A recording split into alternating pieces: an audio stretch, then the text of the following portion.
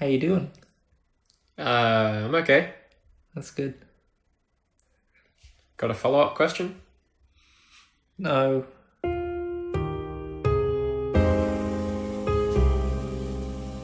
Hello and welcome to episode 20 of the Pomcast. Apparently I can't speak. My name's Jared. And I am David. It's the normalest... No, it isn't. There was one that was slightly Normaler. Normaler? More normal. Yeah, it's a day for broken English, so hello and welcome to another one of these. So, lots has actually happened this week. It's been massive and weird, and I've spent the week at work and watching the news and reading and going, oh god, what is happening to this planet? But that's okay. It's actually been marked this week for me by the the retirement of Prince Philip. At 96 years of age. That's a lot of age. And after 22,219 solo engagements. That's a lot since 1952. Solo engagements. Yep. How do you get engaged to yourself? The other meaning of the word engagement. I disagree. Right. So after 22,219 solo events or engagements, if you will, by himself, he's finally retired from public life at 96 years of age. Sounds like you just retired from public life. Yeah.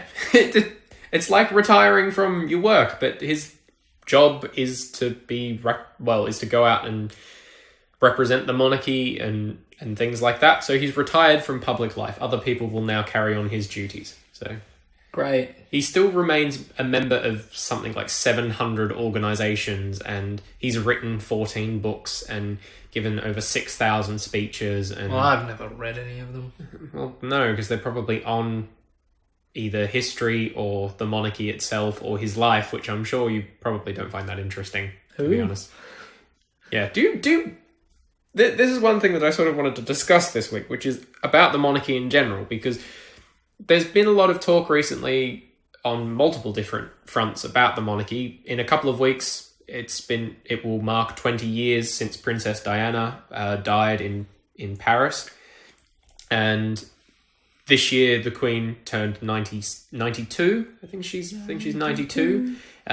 She's been Queen for 65 years and is the oldest Queen. Yes. Ever. No, actually. She's the longest serving monarch in the history of... No, she's the longest serving monarch in the UK as we know it now. No, ever. No.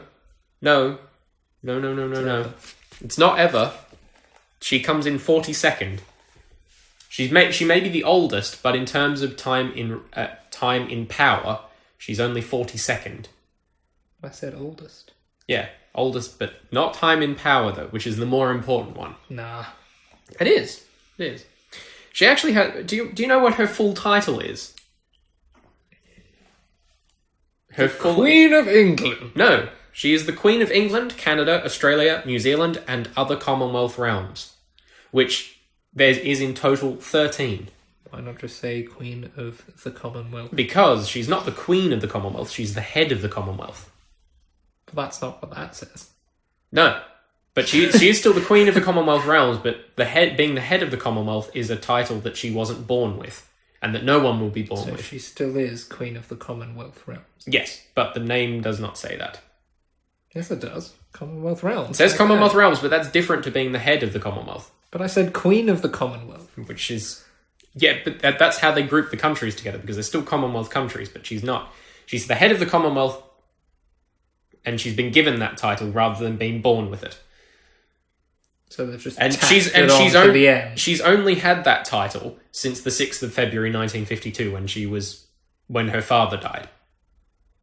So she's had different titles before that. She was the Duchess of Edinburgh, and before that she was the Princess Elizabeth of something. I can't remember.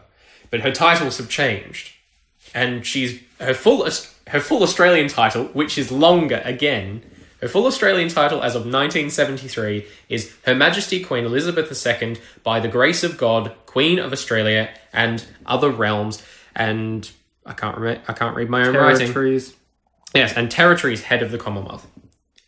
So she has a longer title in Australia than her generic one, and she's been given so many other titles by 32 nations in total. Great. So it's intriguing because I really quite like the monarchy. I like having it there, and I know that a lot of people who have similar ideals with me politically don't agree with that aspect of it. They believe that Australia should become a republic and that we should have our own head of state. The Republic of... No. So if the monarchy dissolved... Yes. It would be the People's Republic of England, Scotland, Northern Ireland... Yes. So... Wales, and wherever else. She currently is the head of state for 17 countries. 17 countries use her as the guiding beacon, their leader overall. So those countries have prime ministers. Now, if that was to change, and she was to, if the monarchy was to dissolve, 17 countries would have to change their constitution and the entire way they operate. Now, it's just semantics. That's fine. Well, let's see. This is the thing. It's not semantics. Just give him a president. Yeah, and we all know how well that works. Well, if you elect the right president, pretty well. Well, considering of the last couple of years, we really, as a globe, haven't done that too well. There hasn't been a good... Well, changing it's not going to make much of a difference then, is it? See, but the argument for the monarchy is that this is from Business Insider UK. Transparency International's Corruption Perceptions Index puts 7 monarchies inside their top 10 countries for the absence of corruption. They are Denmark, New Zealand, Sweden, Norway, the Netherlands, Luxembourg, and Canada are all among the very best. Which, presuming that Australia is somewhere near there as well. I mean, the government. Corruption in the government. Corruption in the government. Ours is nowhere near as bad as what other countries have. Ours is so pitiful. I know, but at the same time, it's really not that bad in comparison. Fuck comparisons, it's terrible. Anyway, what? So, the reason I bring this up, and it's rather long-winded, I wrote a lot of notes, because I'm so intrigued by the monarchy, is that... Do you believe that we should have an Australian head of state, or would you be not bothered if we kept the monarchy in place? I don't mind. Do we get any money from the profits from the royal family? Does Australia get any money from that? We don't get any money. We don't pay them any money. Yeah, because we are a federated country, so we run our own finance, but we don't have to pay the Queen. Great. Would that have influenced your decision if we had received money, or we'd given cheaper money? Taxes, because they own a lot of land and they give all the profits. Well, I suppose you could argue that technically, there is government-owned land in Australia. There's national parks and Crown land and all that thing. And it is Crown land, which is owned and operated by the government, but the government still operates in the name of the Queen. So technically it is hers, but she's never exercised any of that power, and nor did her predecessors in her position. So the kings before her never really touched Australia. They just went, oh, the colonials are doing all right. They can have their own... They let them do their own thing. So, really, she owns a lot of stuff. Yes, of course she owns a lot of stuff. She's the fucking Queen. Okay, because they could just, leave and take it all with them. We'd be stuck with no land. Oh, no. That'd be funny. I don't want to pay your salary. It's all right, taking my land back. Fuck off. See, there's that aspect of it, but there's been over 1,500 years of monarchy from the British Isles. That's taken many forms, whether it's been the monarchies of Scotland, Ireland, Wales, England just on its own, and what is now the United Kingdom of Great Britain and Northern Ireland. That it has remained steady and stable for 1,500 years that I think it's stupid to then say, oh, let's just turf it. It didn't work when Cromwell wanted to do it, so I don't know why it would work now. She's the only thing... He died. Yeah. The Queen cut the monarchy... Off with his head! That was George the First, I think. George the Second, maybe. I can't remember. Chopped off a lot of people's heads. But I don't know. It's curious to see, because I can't see a problem with the monarchy. I can't see why people are now calling for her to abdicate to allow Charles to come up, just because Prince Philip has retired from public life. I don't understand the point. She's still meeting all of her engagements and she's still doing the job. Still drinking a lot of alcohol. She is, yes, that's the other thing that came out this week. Gin. She drinks on average about 4 units of alcohol per day, which does put her into alcoholic territory. Yeah, it's fine. Just the Queen does whatever the fuck she wants. But then again, there's a lot of people in Britain that I know that would drink probably more than that per day. It's just what they do. Yeah, but they can't afford it. No, I know. But well, doesn't matter. Alcoholism's only a problem if you're poor. So the Queen can stay for now. Is that what you just decided? Well, But I suppose it does bring, for England, it brings a fuck ton of money in from tourism. Yes. Well, considering they're not going to get that anymore when they leave the EU. Because people will not want to come here because they've been stupid. Yeah. Goodbye to money. Yeah. Goodbye trade deals. Goodbye tourism. Oh dear. And if you get rid of the one last thing that you have left, which is British pomp and circumstance, is just on everything. It's just everywhere. Yeah. Can't get rid of that. Elizabeth Regina. Regina. Yeah. Regina. And then Rex. Regina? Is it Rex? Rexus or Rexus? Rex. I don't Or just know. Rex. Can't remember. But I don't know. Anyway. She's the Queen, she's the head of the church, she's the head of our country, so... Great. Yeah. Leave her be. She's great. Fantastic human being. Gonna die soon. Yeah, well, she's 92, and she may be, I don't know, the leader of the Church of England, and the closest thing that we will have to God on earth, but she is still human, and she will have to pass on at some point. Oh... Will she? Got a lot of money. Do some sciencey shit. I don't think she'd want to stay on as just a head in a jar or something. What? No, we'll just siphon blood from her younger relatives into her. Some sort of weird, revitalizing transfusion. I could imagine that might work for a couple of years, maybe. Give you a little bit of... Great, okay. What? Just because I want to turn the Queen into some sort of, hereditary vampire. Please don't. Okay, no problem. Anyway, If you love the Queen so much. doesn't mean I want her to live forever. I didn't say forever. Vampires can be killed. Okay. I'm quite happy just to keep the monarchy there. I'm quite happy to keep the ideals and the tradition. We don't have to keep her. Very good. Very good. Right. So, have you been smoking crack? No. So, what did you find this week? What tickled your testicles this week for you? It's nugs. Tickled your nugs. They're called testicles. Yes, but the phrase is tickled your nugs. I've never heard that apart from you saying it, so... And who have you heard say tickles your testicles? That's a good question. I know I've heard it before. But it's... disagree. Well, you don't have my ears, do you? And you don't have my experiences, so... Yes, I know, they're very large. Stop looking at them. I'll take them.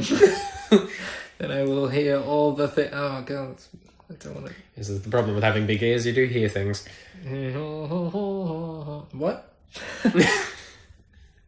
So this week, Mazda and Toyota bought shares in one another. David now looks very confused. So it was announced this week that Toyota and Mazda have taken their relationship to the next level. Now, they have already had a component sharing relationship, but now they own...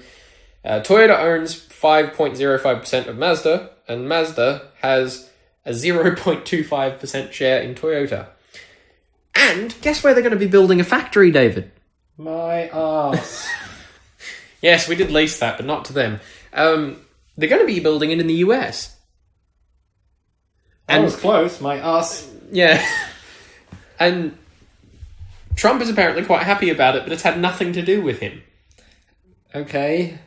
So they're going to be sharing technology pretty much, which is what a lot of automotive manufacturers do. And everybody on the internet who follows the car world and likes the car world is a bit cranky about it, which I can't understand. But anyway, it's a bit 4,000 jobs for the US, and they're going to be creating cars for the North American, Mexican, and Canadian markets, which should be fairly interesting to see. Mazda already give the Mazda 2 platform and body to Toyota, who then market it as the Scion Yaris. So, good work to them. And then Toyota in return give Mazda hybrid components for the Mazda 2 and Mazda 3 for Japan. I think it's both cars, or it might be just the Mazda 2. Not sure. But anyway, that was a politics tidbit for this week. Lots has happened. Most notably, there was transcripts of both conversations with Donald Trump and Malcolm Turnbull, as well as Mr. Trump and the President of Mexico, have been leaked, which Piers Morgan called an undermining of security, says the man who hacked phones of the family of a dead child. Good job, Piers. But in Australia, something funnier happened. In Queensland, the Electoral Commission is investigating One Nation and the Greens. Now, whilst it's not funny that they're investigating the Greens, something must have happened in their administration somewhere for that to occur. But for One Nation, it's a little bit funny only because of the reasoning they've given that they were late submitting documents. They blamed the weather, and then the weather again, and then a computer problem. So they blamed their treasurer leaving and taking the only password to their accounting software with them. So only one person had the password to a program that held all of their information. And then they blamed the cyclone that ripped through Queensland at the start of the year and the weather that it ensued with for people not being able to get to the office and submit documents.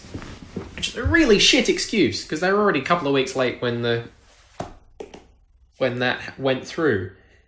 Now, whilst I'm not really keen on One Nation to begin with, I think that any registered political party should just submit their documents on time. Sure, it can't be that hard. But apparently it is, and, well, now they're in a crap load of trouble. So hopefully the ECQ can figure that one out. What happened in Venezuela this week? From what I can understand, they've been living under a socialist regime for a number of years, and it was all very popular. And then the president, leader of that regime, then randomly died. And people weren't expecting it to happen. And then the person that's taken over from him is incredibly unpopular. So his decision, after lots of riots and the opposition wanting a new election and things like that, he's decided to just set up another parliament or people's Congress somewhere else that the UN won't recognise, that the opposition of the country won't recognise. He's just decided to set that up and, continue to run the country from there, and now everybody's protesting. I didn't realise, and I'm sure a lot of other people probably still don't realise, that that's been happening since April, because it hasn't popped up in mainstream news. It did pop up on Facebook for a brief second on the trending part of your screen. It's that little annoying part in the top right-hand corner, but then it was gone again.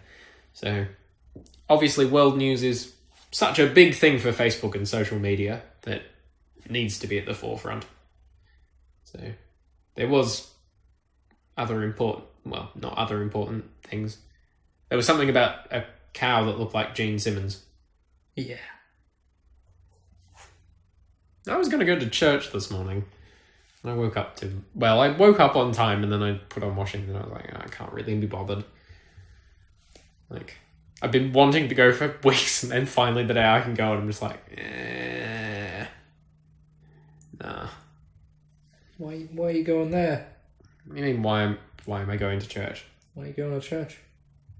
To reflect, to make sure that my moral compass is in check, to sort of make myself feel like I'm a part of humanity. Oh. Okay. Interesting. How is that interesting? Yes, very interesting. Good. You're not. Sorry? You're not really a big fan of the church and the whole, are you? Well, all right. On religious teaching. Doesn't. I'm just there.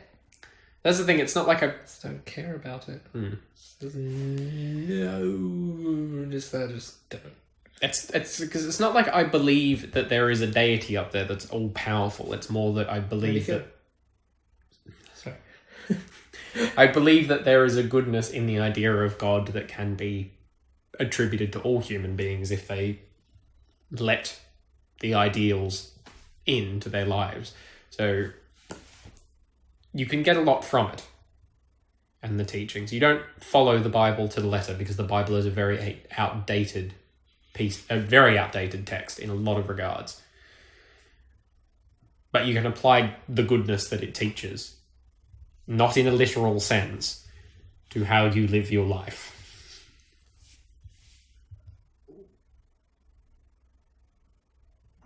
Okay. Well, I wouldn't go out and stone people for being adulterers or wearing mixed cloth. I'd have to stone myself at the moment. I was wearing mixed cloth. Right. So why is it still a thing? Religion is still a thing because it helped found modern values, modern societal values.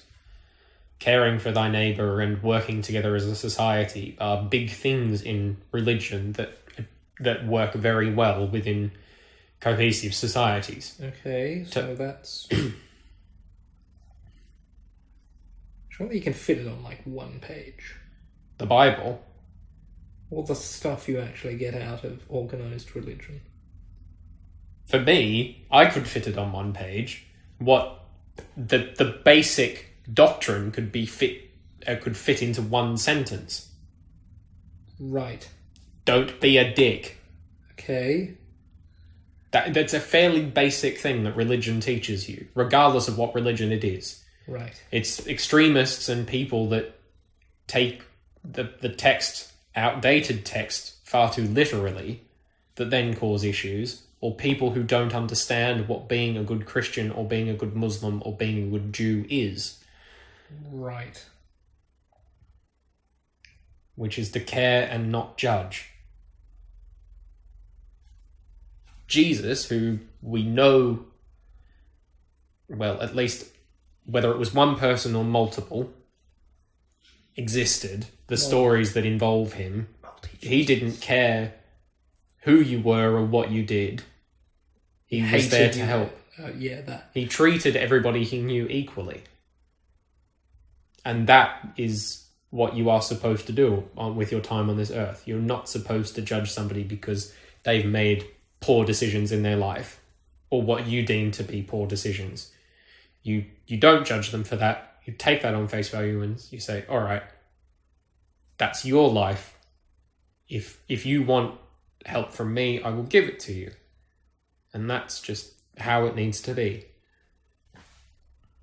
So religion is a good thing. As much as some people would argue against me on that, as I said before, there's 1,500 years of a monarchy and history here in the UK that has helped define almost 2/3 of the world. So there's obviously something good and long living about it. So I don't know. Some people just get really passionate about saying that all humans are good and they don't need religion because they should be good anyway. Well, they're not. Humans need time to reflect and to think, and religion offers that as a way. Religion offers that to work with, to do so with. So, I don't know. I used to be an atheist. I'm not anymore. Because I owe nothing to my former self to keep my former opinions and ideas the same. I don't offer anything to. I don't have to give anything back. I can change my opinion, as everybody can. So. You'll hear us ramble on next week, where I won't talk about the monarchy, and maybe David will speak. So goodbye. What about? Pick something. It's not hard. It is.